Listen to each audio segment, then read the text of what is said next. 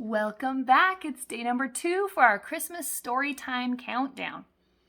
I bet you can't guess what story we're going to read today. Who's on my shirt? Last night, it snowed, and it was super windy, and there are lots of drifts, and so I'm feeling a little grinchy about having to drive on the roads. So today, we are going to read How the Grinch Stole Christmas by Dr. Seuss. Ready? Every Who down in Whoville liked Christmas a lot. But the Grinch, who lived just north of Whoville, did not. The Grinch hated Christmas, the whole Christmas season. Now please don't ask why. No one quite knows the reason. It could be his head wasn't screwed on just right. It could be, perhaps, that his shoes were too tight. But I think the most likely reason of all may have been that his heart was 2 sizes too small.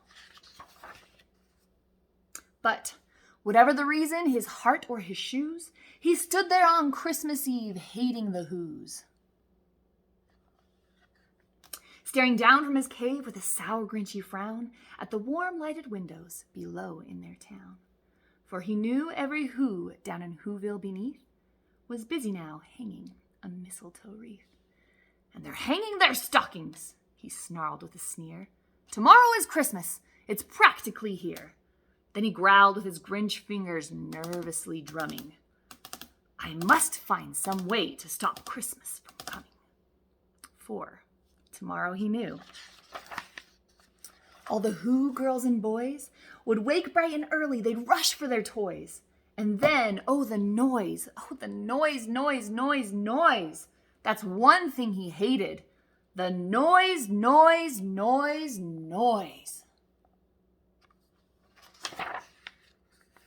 Then the Whos, young and old, would sit down to a feast. And they'd feast, and they'd feast, and they'd feast. They would feast on Who pudding and rare Who roast beast, which was something the Grinch couldn't stand in the least.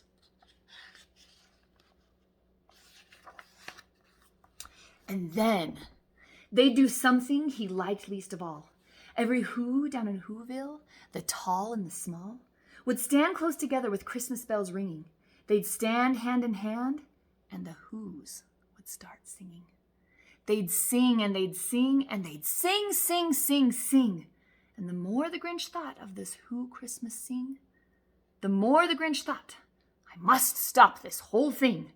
Why, for 53 years I've put up with it now. I must stop this Christmas from coming. But how? Then he got an idea. An awful idea.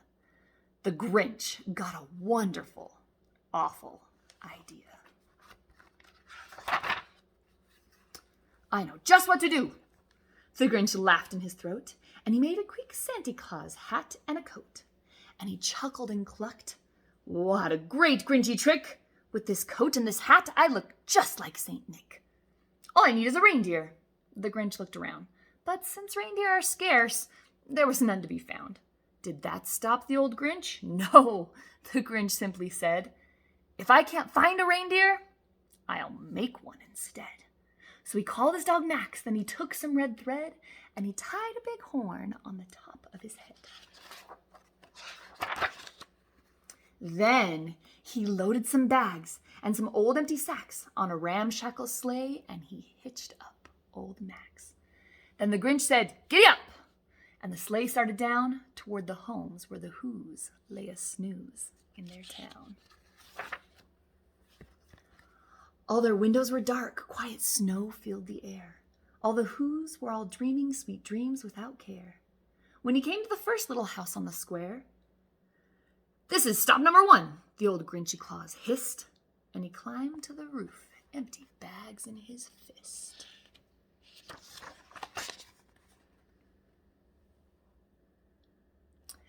Then he slid down the chimney, a rather tight pinch. But if Santa could do it, then so could the Grinch. He got stuck only once for a moment or two. Then he stuck his head out of the fireplace flue, where the little Who stockings all hung in a row. These stockings, he grinned, are the first things to go. Then he slithered and slunk, with a smile most unpleasant, around the whole room, and he took every present. Pop guns and bicycles, roller skates, drums, checkerboards, tricycles, popcorn and plums. And he stuffed them in bags, and the Grinch very nimbly stuffed all the bags, one by one, up the chimney. Then he slunk to the icebox. He took the Who's feast. He took the Who pudding. He took the roast beast. He cleaned out that icebox as quick as a flash. Why, that Grinch even took their last can of Who hash.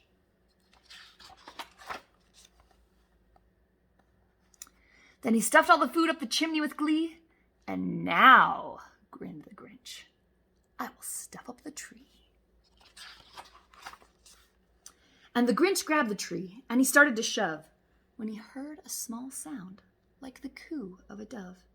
He turned around fast, and he saw a small Who, little Cindy Lou who was not more than 2. The Grinch had been caught by this tiny Who daughter, who'd got out of bed for a cup of cold water. She stared at the Grinch and said, "Santa Claus, why? Why are you taking the Christmas tree? Why?" But you know, that old Grinch was so smart and so slick. He thought up a lie, and he thought it up quick. "Oh, why, my sweet little tot," the fake Santa Claus lied, "there's a light on this tree that won't light on one side. So I'm taking it home to my workshop, my dear. I'll fix it up there, and I'll bring it back here." And his fib fooled the child. Then he patted her head, and he got her a drink, and he sent her to bed. And when Cindy Lou Who went to bed with her cup, he went to the chimney and stuffed the tree up. Then the last thing he took was the log for their fire. Then he went up the chimney himself, the old liar. On their walls he left nothing but hooks and some wire. And the one speck of food that he left in the house was a crumb that was even too small for a mouse.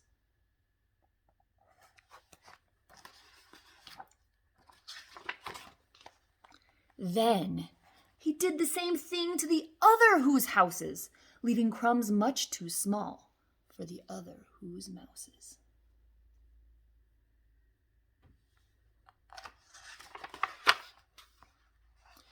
It was 1:15 dawn, all the Who's still abed, all the Who's still a snooze, when he packed up his sled.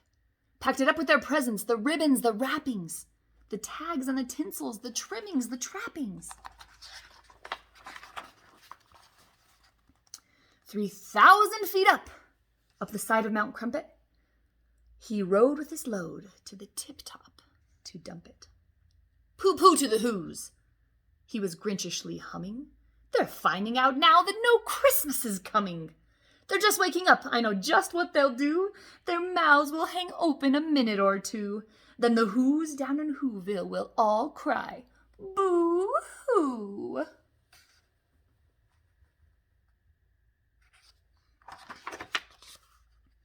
"That's a noise," grinned the Grinch, "that I simply must hear."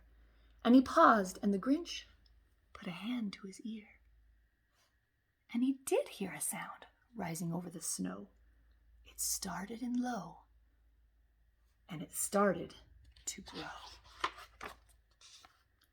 But the sound wasn't sad. Why, this sound sounded merry. It couldn't be so, but it was merry. Very. He stared down at Whoville. The Grinch popped his eyes. Then he shook. What he saw was a shocking surprise.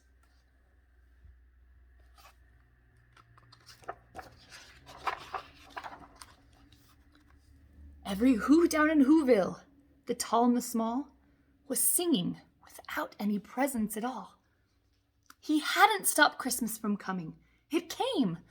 Somehow or other, it came just the same. And the Grinch, with his Grinch feet ice cold in the snow, stood puzzling and puzzling. How could it be so? It came without ribbons. It came without tags. It came without packages, boxes, or bags. And he puzzled 3 hours till his puzzler was sore. Then the Grinch thought of something he hadn't before. Maybe Christmas, he thought, doesn't come from a store. Maybe Christmas, perhaps, means a little bit more.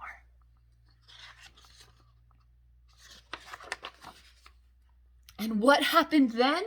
Well, in Whoville they say that the Grinch's small heart grew 3 sizes that day. And the minute his heart didn't feel quite so tight, he whizzed with his load through the bright morning light. And he brought back the toys and the food for the feast. And he himself, the Grinch, carved the roast beast. Thank you so much for joining me today. I will see you tomorrow for day number 3.